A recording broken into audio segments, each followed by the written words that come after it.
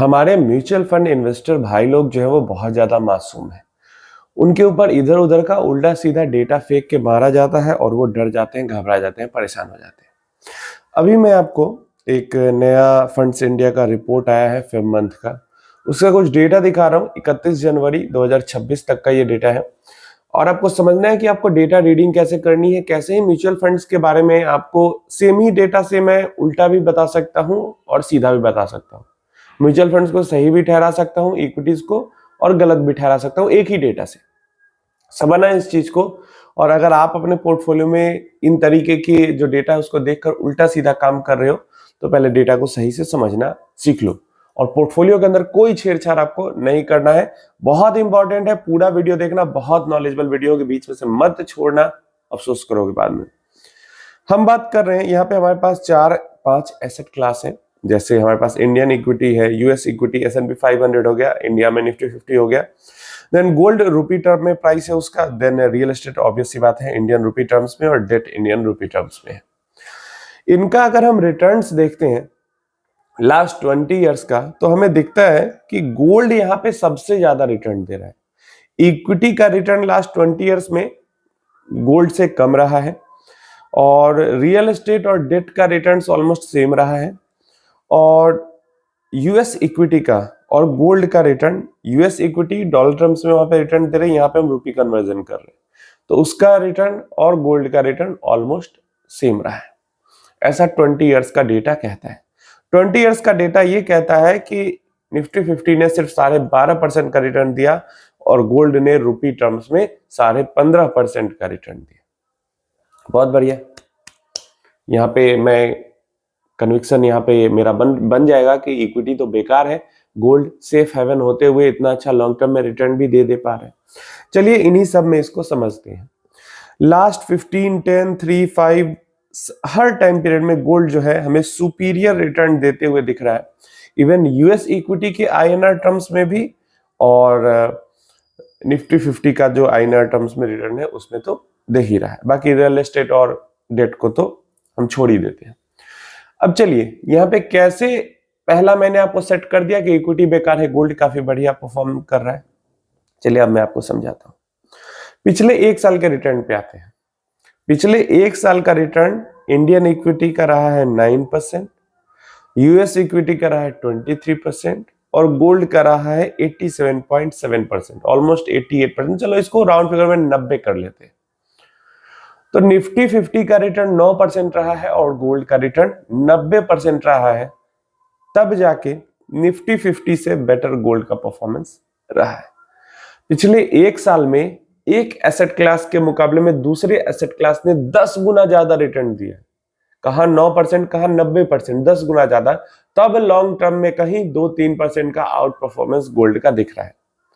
अगर यही चीज उल्टा होता, अभी निफ्टी 50 का 90% का रिटर्न होता और गोल्ड का 9% का रिटर्न होता, तो क्या लगता है गोल्ड का रिटर्न आपको यहाँ पे कितना दिखता?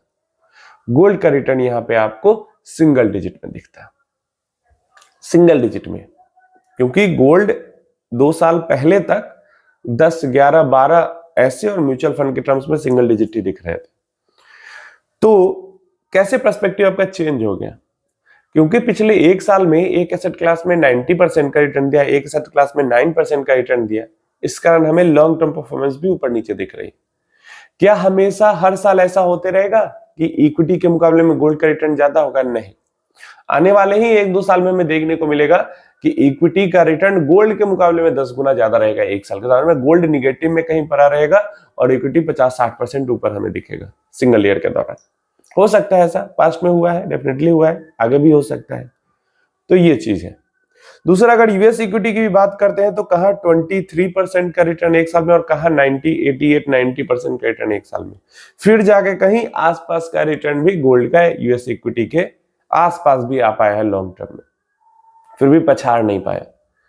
तो ना ही यूएस इक्विटी, अगर लॉन्ग टर्म परफॉर्मेंस दिमाग लगाकर थोड़ा देखें तो ना ही यूएस इक्विटी को लॉन्ग टर्म में गोल्ड पीछे कर पाएगा और ना ही इंडियन इक्विटी को पीछे कर पाएगा, या कर पाया है। 10x डिफरेंस 1 साल में लेके अगर आप कंपैरिजन करोगे तो आपको सही डाटा कहां दिखेगा? कंपैरिजन तब करना है जब दोनों का सेम रिटर्न हो, समझ रहे हो, दोनों का सेम रिटर्न हो तो कंपेयर जो है वो सक्सेसफुल होगा। ऐसा रिटर्न तो फिर अगले साल चेंज हो जाएगा, अगले साल उल्टा हो जाएगा। तो ये चीज, पहली चीज आपको समझनी है। फिर भी मान लेते हैं चलो सब कुछ है, फिर भी गोल्ड का 15% तक यहाँ पे टच कर पाया। चलिए थोड़ा सा नीचे आते हैं, हम अपने जो इंडेक्स है उसको तोड़ते हैं थोड़ा सा।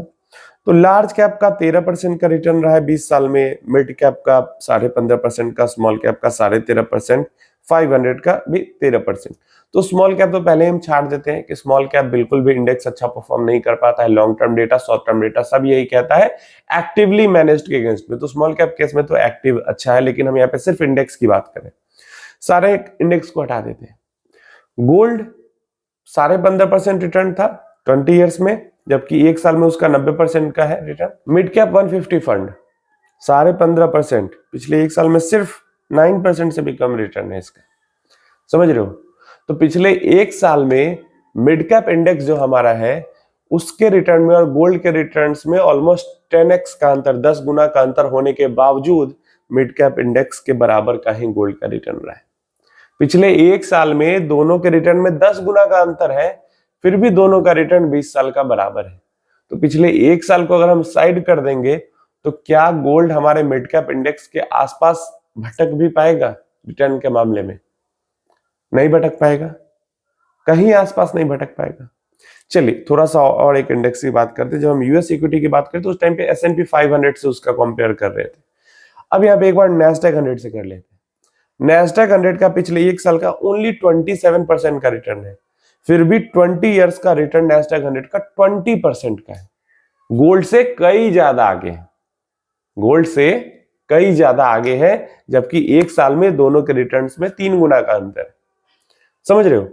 तो ऐसे ही कह देना कि इक्विटी बेकार है और गोल्ड बहुत बढ़िया इन्वेस्टमेंट है, और ये तो मैंने सिर्फ इंडेक्स की बात की। यहाँ पे यूएस के या इंडिया के कई सारे एक्टिवली मैनेज्ड फंड्स हैं जो कि बहुत तगड़ा परफॉर्म कर रहे हैं, 20 सालों में बहुत तगड़ा परफॉर्म उन्होंने करके दिखाया। इसके अलावा इंडेक्स लेवल पे भी हमारे पास मोमेंटम इंडेक्स है, अल्फा इंडेक्स है, इवन वैल्यू इंडेक्स भी है, जिनका 20-25 साल का जो परफॉर्मेंस है वो काफी बढ़िया दिखता है, 15% से तो बेटर ही दिखता है 20-25 साल में। तो क्या मैं यहाँ पे कह रहा हूं, एक पहला मैंने जो स्टार्टिंग दिखाया था आपको वीडियो का, इसी डेटा के साथ आपको लग रहा होगा कि इक्विटी बेकार है, गोल्ड सबसे बढ़िया, सेफ्टी भी बढ़िया, रिटर्न भी। लेकिन जब आपने पूरा वीडियो देखा तो आपको क्या पता चल रहा है, इक्विटी हाई वॉलेटिलिटी के साथ हाई ग्रोथ रिटर्न दे रहा है। गोल्ड में भी वॉलेटिलिटी रहती है लेकिन उतनी ग्रोथ नहीं दे पाता गोल्ड, क्लियर है। इक्विटी के अंदर बेटर रिटर्न्स की पॉसिबिलिटी ज्यादा है इक्विटी के अलग अलग सेगमेंट में, जैसे S&P 500, Nasdaq 100, mid cap index, large cap index, momentum, alpha, actively managed में फ्लेक्सी, मल्टी, स्मॉल मिड हो गया, ये सब हो गया। तो यहाँ पे इक्विटी के अंदर वैरायटी बहुत ज्यादा है, कम सेफ्टी में कम रिटर्न, ज्यादा मतलब कम सेफ्टी में ज्यादा रिटर्न, ज्यादा सेफ्टी कम रिटर्न, कम वॉलेटिलिटी ज्यादा वॉलेटिलिटी, जो हम चाहे वो इक्विटी के अंदर सेलेक्ट करके इन्वेस्टमेंट कर सकते हैं, बेटर परफॉर्मेंस भी निकाल सकते हैं। तो कैसे, एक ही डेटा से मैंने आपको दो पर्सपेक्टिव दिखा दिया। अगर मुझे बताना होता कि इक्विटी बेकार है तो वो भी मैं बता सकता था, लेकिन एक्चुअल डेटा क्या कहता है, इक्विटी बढ़िया है। उम्मीद है इंफॉर्मेशन हेल्पफुल रही होगी। आप क्या सोचते हो इसके बारे में नीचे कमेंट बॉक्स में जरूर बताना। डेफिनेटली गोल्ड चाहे ज्वेलरी के रूप में हो, क्वाइंस के रूप में हो, बार के रूप में हो, ETF के रूप में हो, म्यूचुअल फंड के रूप में हो, जिस भी रूप में हो, ओवरऑल आपके पोर्टफोलियो, ओवरऑल आपका जो एक तरीके से नेटवर्थ है उसका 10% तक गोल्ड बहुत सेफ माना भी जाता है और सेफ होता भी है, क्योंकि वो 10% पे ग्रोथ नहीं भी होगी तो वो 10% को आपने इंश्योरेंस के लिए रखा है, तो वो सही है। लेकिन बिल्कुल ही ये कर लेना कि नहीं अब तो मैं गोल्ड में ही पूरा पैसा डाल के और गोल्ड से ही वेल्थ क्रिएट कर लूंगा, तो वो नहीं होता है। वेल्थ प्रिजर्व होता है गोल्ड से वेल्थ प्रिजर्व होता है, जो कि मैं हमेशा से आपको कहता हूं, वेल्थ क्रिएशन आपका इक्विटी से ही होगा। रियल एस्टेट से भी होता है, लेकिन बहुत हद से ज्यादा दिमाग लगाना पड़ता है रियल एस्टेट में। उम्मीद है इंफॉर्मेशन हेल्पफुल होगी। आप अपनी राय इन सारी चीजों के बारे में नीचे कमेंट बॉक्स में दे सकते हो।